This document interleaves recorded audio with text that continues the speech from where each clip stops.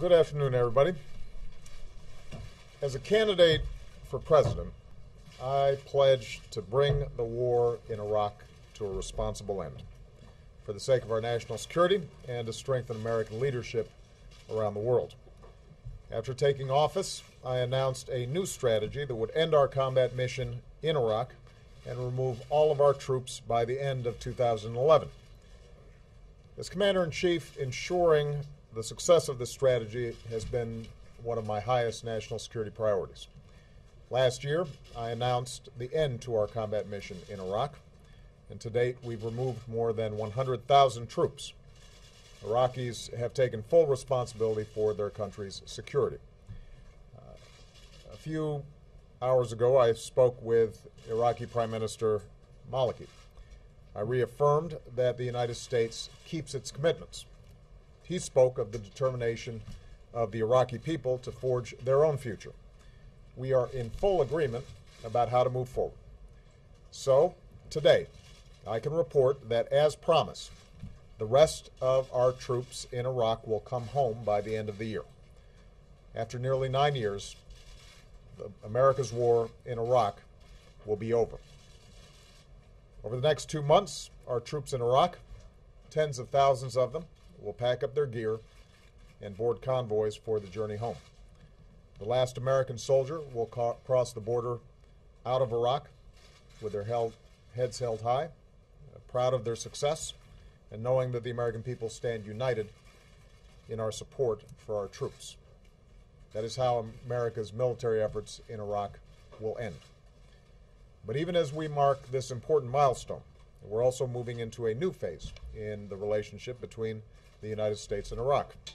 As of January 1st, and in keeping with our strategic framework agreement with Iraq, it will be a normal relationship between sovereign nations, an equal partnership based on mutual interests and mutual respect.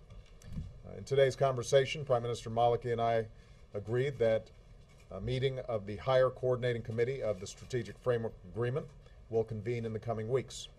And I invited the Prime Minister to come to the White House in December as we plan for all the important work that we have to do together. This will be a strong and enduring partnership. With our diplomats and civilian advisors in the lead, we'll help Iraqis strengthen institutions that are just, representative, and accountable.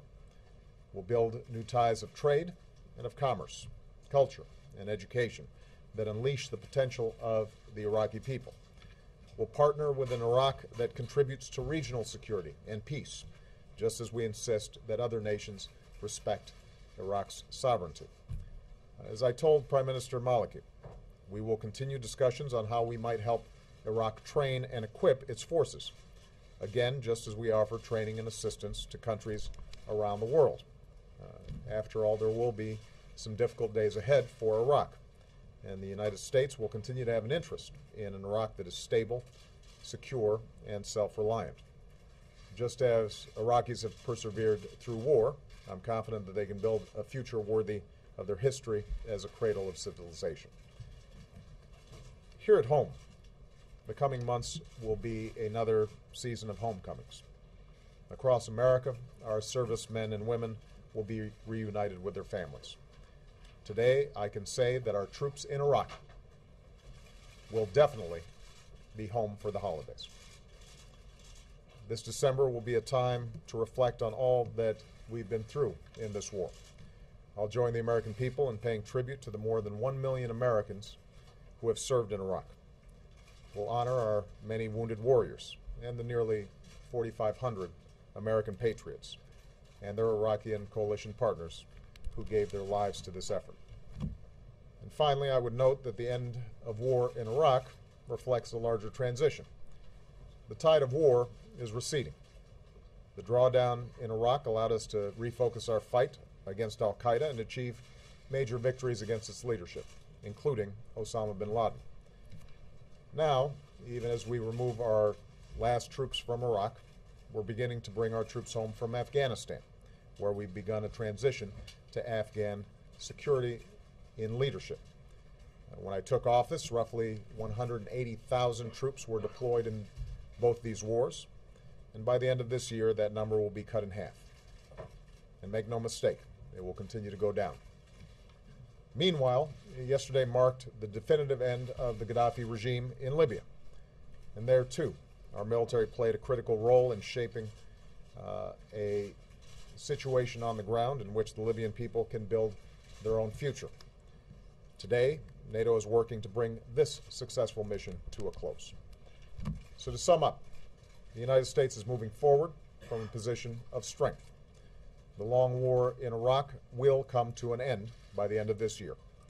The transition in Afghanistan is moving forward, and our troops are finally coming home. As they do, fewer deployments and more time training will help keep our military the very best in the world. And as we welcome home our newest veterans, we'll never stop working to give them and their families the care, the benefits, and the opportunities that they have earned. This includes enlisting our veterans in the greatest challenge that we now face as a nation, creating opportunity and jobs in this country. Because after a decade of war, the nation that we need to build, and the nation that we will build, is our own. An America that sees its economic strength restored, just as we've restored our leadership around the globe. Thank you very much.